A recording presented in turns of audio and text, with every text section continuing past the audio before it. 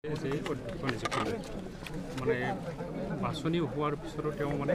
অধ্যক্ষ নিযুক্তিৰ ক্ষেত্ৰত যিটো সিস্টেমে কৰে তাত মানে যিটো সিস্টেমত আহে সিস্টেমে এই কামবিলাক কৰে সেইটো আপোনালোকেও বেছি টানিব নালাগে কাৰণ আপোনালোকক আমাক সবকো ভাল বিদ্যালয় লাগে ইয়াৰ ক্লাছ ভাল হ'ব লাগে ছাত্ৰ ছাত্ৰীয়ে শিক্ষা পাইছে নে নাই সেইটো অলপ গুৰুত্ব দিব লাগে যিটো বস্তুটো কন্ট্ৰভাৰ্সিত আনি কলেজখনৰ একো লাভ নহয় হিটোত কন্ট্ৰভাৰ্সি কৰিব নালাগে ইয়াত ইনফ্ৰাষ্ট্ৰাকচাৰ লাগে স্টুডেন্টে ভাল এটা পৰিৱেশ পাব লাগে গৰেশ্বৰ অঞ্চলৰ একমাত্ৰ মহাবিদ্যালয় এই মহাবিদ্যালয়খন আগুৱাই লৈ যাব লাগে ইয়াত সবে গুৰুত্ব দিব লাগে বুলি মই ভাবো স্যাৰ বিটিআৰ বাহিৰত বহু টেট শিক্ষয়িত্ৰীৰ এতিয়ালৈকে এনঅচি দিয়া হোৱা নাই সব সিস্টেম এটা বনাই দিছে যে যিখন ডিস্ট্ৰিক্টত যিমানখিনি বাহিৰৰ আহিব ইমানখিনি ভিতৰৰ পৰা ওলাই যাব তো এতিয়া আজি যদি আমি গোটেইখিনি ওলাই দিওঁ মাষ্টৰে কোনে পঢ়াব কালি আপুনি আকৌ মিডিয়াত ক'ব ইখন বিদ্যালয়ৰ মাষ্টৰ নাই হ্যাঁ আৰু গোটেইখিনি লৈ আহিলে আমি তেখেতসকলক ৰাখিম ক'তবাত যদি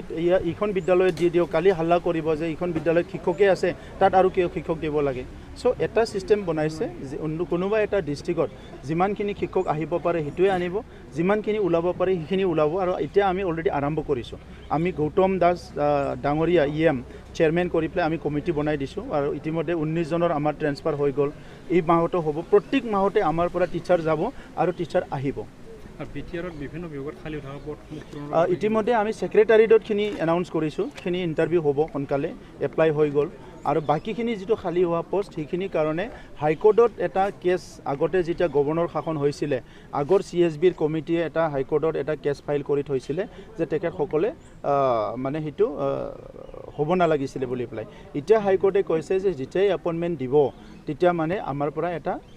এডভাইস ল'ব লাগিব আমি বহুত দিন আগতে এডভাইসৰ কাৰণে এপ্লাই কৰি থৈছোঁ হাইকোৰ্টৰ এডভাইসটো আমি ৰখি আছোঁ আনপিনে বাকি প্ৰচেছখিনি আমি কমপ্লিট কৰিছোঁ ইফালে হাইকোৰ্টৰ এডভাইস পাৱাৰ লগে লগে আমি ইণ্টাৰভিউ পাতি লগে লগে এপইণ্টমেণ্টখিনি দিম